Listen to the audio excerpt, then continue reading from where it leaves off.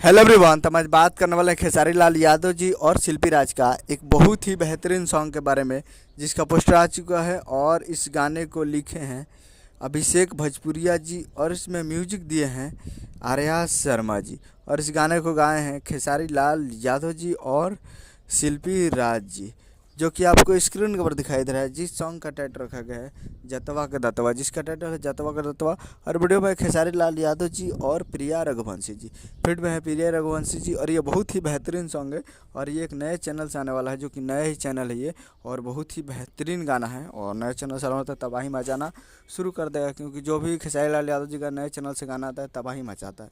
तो आप लोग तैयार रहिएगा, जल्द ही आप लोग को देखने को मिलेगा। और ये कमिंग सून है, कल हो सकता है तो इसका टीजर आएगा और परसों इसका वीडियो आ सकता है। तो आप लोग तैयार रहिएगा आपन Toons present Bhojpuri YouTube channel पे। ये नए चैनल, जिस चैनल का नाम है आपन Toons present Bhojpuri YouTube channel, तो इस पर तैयार रहिएगा। चैनल को जाकर सब्सक्राइब कर लीजिए और जब भी आएगा तो नोटिफिकेशन आप तक पहुंचेगा।